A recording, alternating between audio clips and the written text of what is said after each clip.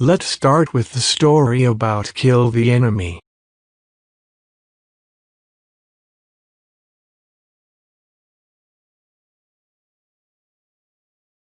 Two countries were at war for the last so many days. Many soldiers had died in both the armies. The border areas were scenes of death and destruction. Each night the soldiers would return to their barracks, some wounded, some disillusioned, and some vengeful. Others were dead and never did return. One such night, a wounded soldier knocked at a lonesome cottage in the sinister darkness. An old woman opened the door. Without any questions, hesitations, or semblance of fear, she let the young fellow in. He said brusquely, "I have a bullet in my arm." "I need help," she said. "Look, son, I am all alone here. My son too is in the army, but he is not here. I'll do whatever I can to help you. Sit down by the log fire and make yourself warm." She brought him some hot tea and a few slices of bread. "Eat," she said simply. The young man sipped the tea, looking around uneasily. He wasn't even sure if he was in his own territory. Should he ask the old woman?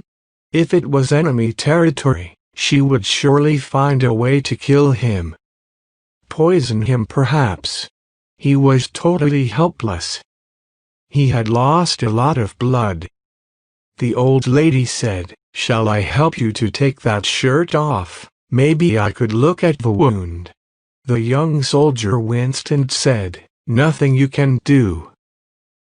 Let it be. But he knew that he needed help and soon. The young soldier winced and said, "Nothing you can do." Let it be. But he knew that he needed help and soon. An hour later there was another knock at the door. Another young soldier walked in. "Mama," he called. "Oh, it's you, my son. It's been so many days. I'm so happy to have you home." The son saw the other soldier and said, "Mama." "Who is that?" She replied, "SSH. He's just slept. Be careful, lest you wake him up." The boy said tersely, "He's the enemy, Mama. You put us all into danger by letting him in." The mother said, "But he's wounded badly. Look, son, enemy or not, you have to help him." The boy spoke some angry words, but she stuck to her stand. The heated exchange of words woke up the soldier. In an instant, he saw the new entrant and realized that he was at the mercy of the enemy. In an instant, he saw the new entrant and realized that he was at the mercy of the enemy. The woman said, "This is my son. I'm sure together we can do something for you." The old woman motioned to her son, and together they unbuttoned the stranger's torn shirt. Against his wishes, the son, upon his mother's insistence, dug out the bullet amidst a continuous flow of blood.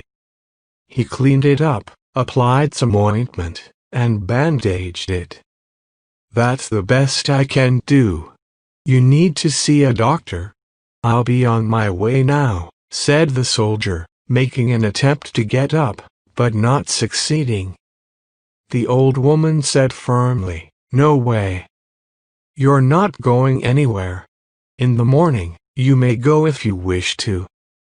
But right now, you are under my care. Sleep now."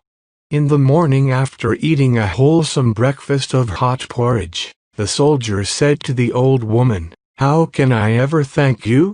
She replied, "By killing the enmity, not the enemy." The soldier was unnerved.